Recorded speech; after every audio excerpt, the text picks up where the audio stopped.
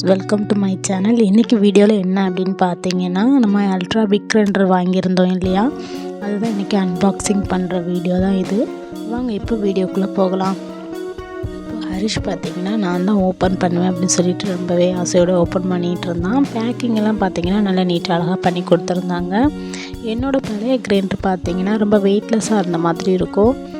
அது வந்து லக்ஷ்மி கிரைண்டர். இது வந்து கொஞ்சம் வெயிட் ஜாஸ்தியாக இருந்த மாதிரி எனக்கு ஃபீல் ஆகுது.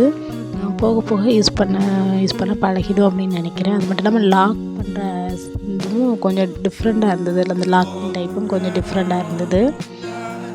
மோர் ஆஃப் ஆல் எனக்கு ரொம்ப பிடிச்சிருக்கு.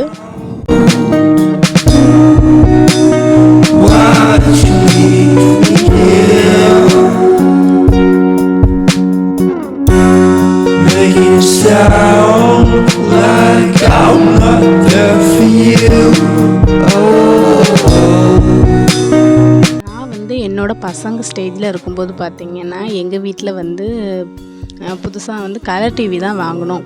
அந்த சமயத்தில் வந்து நாங்களும் இதே மாதிரி தான், நான் அண்ணா அக்கா எல்லாருமே இதே மாதிரி தான் ரொம்ப எக்ஸைட்மெண்ட்டோடு நான் தான் ஓப்பன் பண்ணுவேன் அப்படின்னு சொல்லிட்டு நான்லாம் பார்த்திங்கன்னா கலர் டிவி வாங்கினா அந்த ஒரு வாரமாக டியூஷன் போக மாட்டேன், வீட்டில் தான் இருப்பேன் அப்படின்னு சொல்லிட்டு ரொம்பவே அடம் பிடிச்சேன். எங்கள் அம்மா சொல்லுவாங்க, டிவி வாங்கினதுக்கும் நீ டியூஷன் போகிறதுக்கு என்னடி சம்மந்தம், டியூஷன் போ அப்படின்னு சொல்லிட்டு ரொம்பவே இது பண்ணாங்க.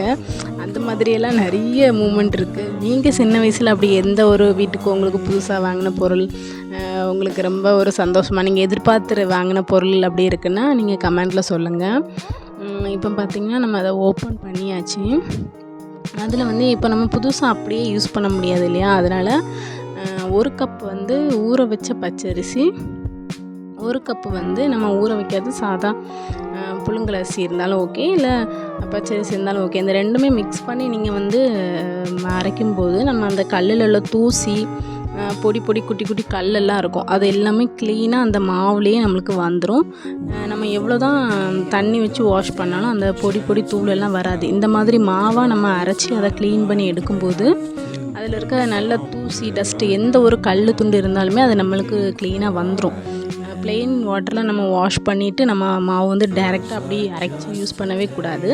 ஃபஸ்ட்டு தடவை நம்ம வந்து ஒருக்கா அப்படி இந்த மாதிரி மாவை ஆட்டி எடுத்துக்கிட்டோன்னா கல் வந்து ரொம்பவே க்ளீன் ஆயிரும். நாங்களும் அந்த மாதிரி தான் ஃபஸ்ட்டு க்ளீன் பண்ணி எடுத்துக்கிட்டேன். எனக்கு ரொம்பவே பிடிச்சிருந்தது. ரொம்ப குயிக்காக அரைச்ச மாதிரி எனக்கு ரொம்பவே ஃபீல் ஆச்சுது.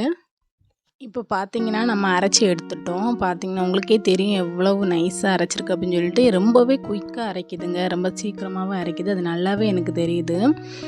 நான் இதுக்கப்புறமா பார்த்திங்கன்னா நானே 2 தடவை தோசைக்கு இட்லிக்கெல்லாம் ஆட்டி எடுத்துக்கிட்டேன். ரொம்ப குயிக்காக அரைக்குது, அது எனக்கு ரொம்பவே பிடிச்சிருக்கு. இந்த மாதிரி தண்ணி ஊற்றி நம்ம க்ளீன் பண்ணி எடுத்துட்டோன்னு பாருங்கள் எவ்வளோ நீட்டாக ஆகிட்டு அப்படின்னு சொல்லிட்டு. இந்த மாதிரி நீங்கள் புதுசாக வாங்குகிற கிரைண்டரை க்ளீன் பண்ணிக்கலாம். இதுக்கு பார்த்தீங்கன்னா நம்மளுக்கு 5 இயர் வாரண்டி கார்டு கொடுக்குறாங்க. இந்த கிரைண்டர் வாங்கலாமா வேண்டாமான்னு கேட்டால் கண்டிப்பாக வாங்கலாம்னு தான் சொல்லுவேன். ஓகே ஃப்ரெண்ட்ஸ், இந்த வீடியோ உங்களுக்கு யூஸ்ஃபுல்லாக இருந்தால் லைக் பண்ணுங்கள், ஷேர் பண்ணுங்கள், கமெண்ட் பண்ணுங்கள், கண்டிப்பாக சப்ஸ்கிரைப் பண்ணுங்கள். ஓகே ஃப்ரெண்ட்ஸ், பாய்.